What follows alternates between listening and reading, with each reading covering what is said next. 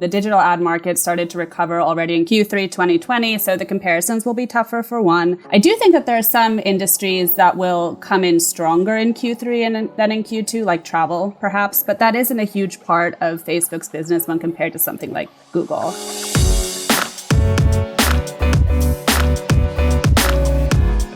Hey gang, it's Tuesday, August 3rd. Jasmine and listeners, welcome to the Behind the Numbers Daily, an e-marketer podcast made possible by VTEX. I'm Marcus. Today I'm joined by our senior analyst who covers global trends. It's Jasmine Emberg. Hey Marcus, hey everyone. Hello there, thank you so much for hanging out, Jasmine. Today's fact, you can...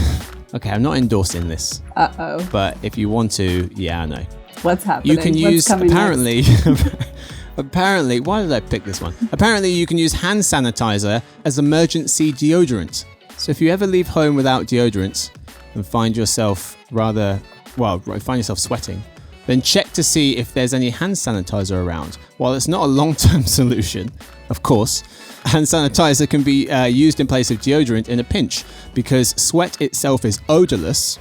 But when it's broken down by bacteria on your skin, that's when it doesn't smell great. Joshua Zeichner, an assistant professor of dermatology at Mount Sinai Hospital in New York City, said the alcohol content in vodka and other alcoholic beverages helps kill bacteria on the skin, including bacteria under the arms responsible for body odor. Hand sanitizer, which contains approximately 60% alcohol, works the exact same way. I feel like I'm telling people to use hand sanitizer or vodka instead of actual deodorant. And that's not what I mean here.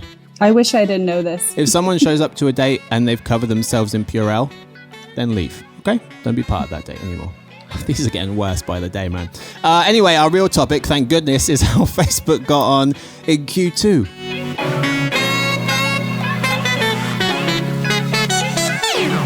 So, Jasmine, we're talking all about Facebook today. We'll talk about their user highlights, their revenue highlights, what we expect for the rest of the year, and the Metaverse, of course.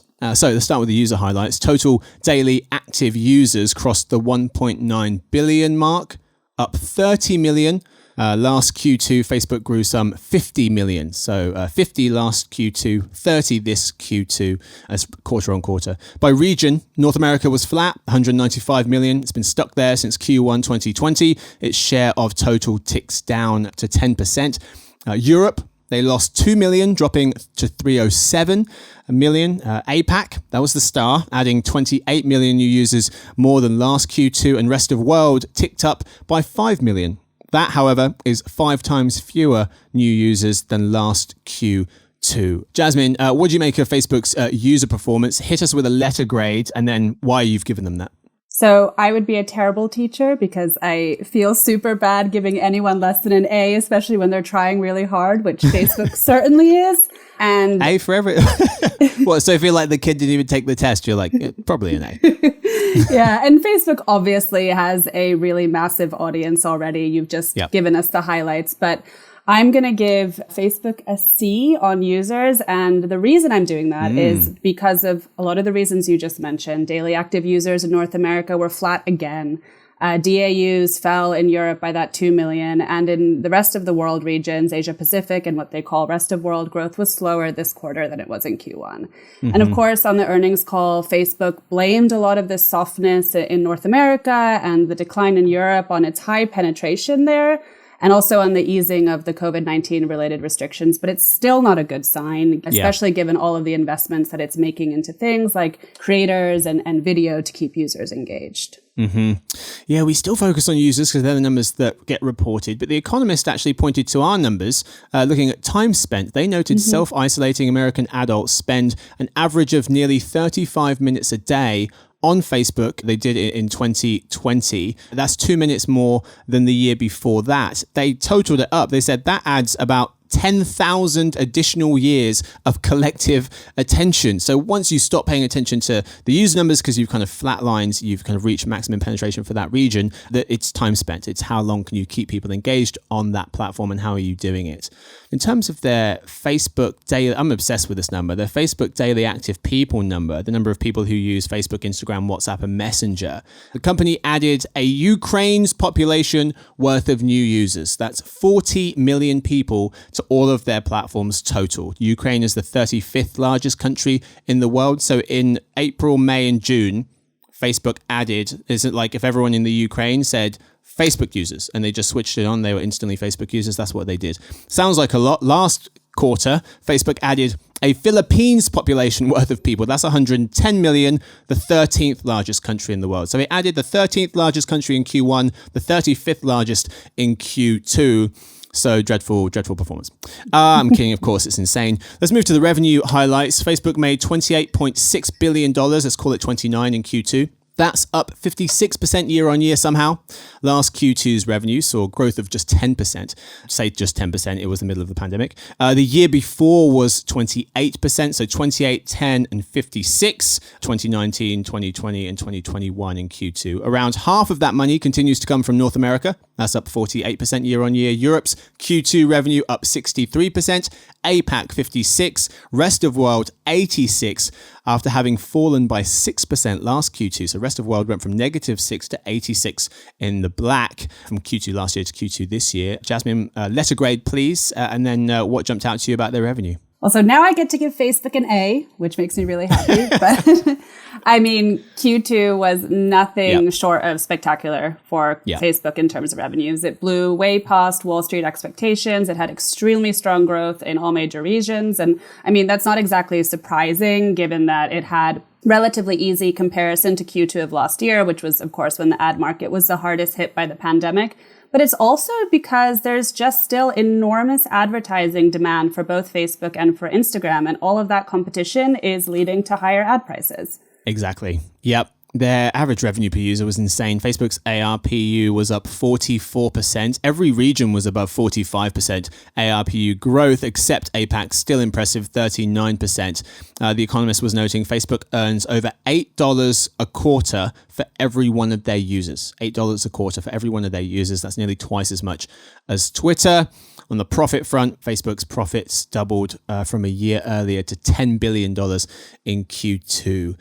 So Jasmine, a colleague of ours who you work very closely with, principal analyst covering social media, Deborah Aho Williamson, recently wrote in an article that she was paying attention to three things in particular with regards to these Facebook earnings. Number one, whether Apple's iOS update affected ad revenues. Number two, any early results from Facebook's social commerce integrations. And number three, how its creator monetization efforts are faring. So Apple's iOS, social commerce, and creator monetization. What did we learn about these in Q2, if anything? Well, so the earnings call gave us frustrating little information on what the effect of the iOS update has been so far. And I know it's true that since the changes are still rolling out, we probably won't start to see the full impact until at least Q3. But I was still hoping for Facebook to shed a little bit more light on the topic. And all we got was that the impact has generally been in line with its expectations, which isn't saying much at all. But looking forward, I would say that I think it's likely that its ad business will be at least somewhat insulated by the ongoing ad pricing strength and also its investments in native commerce tools, which is something that Debbie also pointed out in her article. Yeah, that article, the full article from Debbie, Facebook's Q2 earnings could shed early light on the effects of iOS 14.5 is what it's called. You can check that out on Pro on emarketer.com. Jasmine, Q3 and Q4, Facebook had warned that it expects revenue growth to slow down, quote unquote, significantly in H2 2021. What do you make of that and what do we expect? I mean, certainly slower growth than what we saw in Q2. I mean, the digital... It has to be. Has to be. Does it? Maybe it won't. I'm definitely with Facebook on this one. I do expect it to be slower. I mean, the digital ad market started to recover already in Q3 2020, so the comparisons will be tougher for one. I do think that there's some industries that will come in stronger in Q3 than in Q2, like travel, perhaps, but that isn't a huge part already. You've just given us the highlights, but I'm going to give, and then, of course, there's the iOS update, which we just talked about, and we'll probably start to see some effect in Q3. A lot of the reasons you just mentioned, daily active users in North America were flat again. Yes, DAUs fell in Europe by about 2 million, and in the rest of the world region, Asia Pacific, and what they in the call news rest of world recently, growth Mr. was slower Zuckerberg, Mark Zuckerberg, founder, and of course, on the earnings call, the person who runs Facebook Facebook, has blamed recently been talking about a metaverse. So if you decline ask 10 in Europe people on its what high it is, you get a penetration million there, answers back. But and it's been also on the described easing of as the a COVID-19 broadly related shared, restrictions, but it's still not a open, good sign, social, especially digital given all of the environment, investments unlike that it's any making that currently things exists, like which means creators nothing. and It's built by videos multiple keep companies. users It won't just be engaged. built by one company, and it will be we the still focus successor on to the users for their mobile numbers that get internet. reported, but The So it's kind of Economist described as an actually pointed to our online numbers, world where people looking at game, time spent. They work, noted and communicate self-isolating in a American virtual adults environment, spend an average of often nearly using VR 35 headsets. minutes a day. And Facebook will be On creating Facebook, a metaverse they did it in division as well. So 2020. Mr. Zuckerberg, his version of this, he 2020, describes it as that's 2 teleporting minutes more via a than the headset year or before AR that. glasses. They He says you can totaled think it up. about the They said that metaverse as an adds about embodied 10,000 internet where instead of just additional viewing years of content, collective you are attention. in it. So once and you you stop feel paying present attention with to other the user people numbers 'cause as you if kind you of were flatlined, in you've other kind of reached places, maximum having penetration different for that region. experiences that you couldn't It's necessarily time spent. do It's on how a long can you 2D keep people app engaged or on that web platform and page how are like you dancing, doing for it. example, or In terms different types their of Facebook fitness. daily, I'm obsessed Scott with this number. Rosenberg of The Facebook Axios daily notes that active the term people number, metaverse the number comes of to people us who use from Facebook, Neil Instagram, Stephenson's WhatsApp, and Messenger. 1992 The dystopian company novel added Snow a Crash. Ukraine's It's also been population compared to worth Ready of Player new One users. That's as 40 well. million So if you can people imagine that to type all of a their world. So platforms total. it sounds a lot Ukraine like is the virtual 35th reality largest country 2.0. in the This world. world So where you put on a in headset or April, using May, and AR June, glasses and you're in this Facebook digital added, world is that it is like shared everyone in the amongst Ukraine everybody. said So like a Facebook 3D users, and they version just switched it of on, the they were internet, instantly if you Facebook will. users. That's what they But did. probably made no Sounds sense like to a lot. anyone. I Last confused myself a bit quarter, there. But Facebook Jasmine, what added do you make a of the idea of a Philippines population metaverse worth and of people. That's Facebook 110 potentially million, having a hand the in building 13th this? largest country in the world. I So sort added of the regret 13th telling you largest that I country in wanted to talk Q1, about this, the but 50th largest in Q2. But it was a huge So part of dreadful, the dreadful earnings performance. call, so I'm glad we're doing it. I think there was two things that stood out to me about the metaverse, and one is that I thought it was really interesting when Zuckerberg was asked during the question and answer session what the business model for the metaverse would be, and he didn't really give an answer besides saying that ads are going to be an important part of it. So that's totally in line with how Facebook has worked on products in the past, meaning build first and monetize later, and it also means that it's expecting to take its core ads business along with it to this next generation of the internet, or whatever you want to call it. And the second thing that I thought was interesting was how many times Facebook emphasized that the creation of the metaverse isn't something that it can do alone, and was essentially calling on other companies to help. Totally makes sense given all of the recent calls to break up big tech, because it's already at risk for really kind of putting more fuel to the fire when talking about the metaverse vision. But to be clear, Facebook wants to be the leader in this, and especially when it comes to devices. And I think Facebook thinks they missed out on developing smartphones the way that Apple and Google did, and they have a new opportunity. I mean, that's not exactly surprising. Yeah, really good takeaways. The two that jumped out to me, one was from a BBC article citing Verity McIntosh, who's a VR expert at the University of the West of England.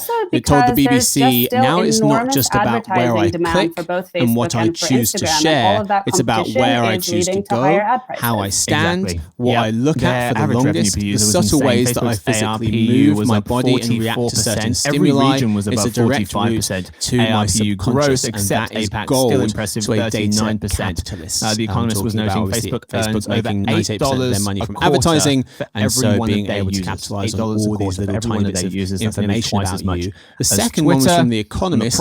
They wrote that being a metaverse company would make or could make Facebook cool again. It would no doubt also invite more scrutiny from critics worried about the firm's powers, that Jasmine, as you just noted. But they say if users look on course to spend 35 hours a week immersed in its virtual world, rather than the 35 minutes a day that we forecast here at Insider Intelligence, this could invite regulation that actually bites. So yeah, they're definitely saying, hey guys, join us in this so we don't get told off later. How its hopefully get more information about it. Very interesting concept. Indeed. That's all we've got time for the first half. Time now for the halftime report.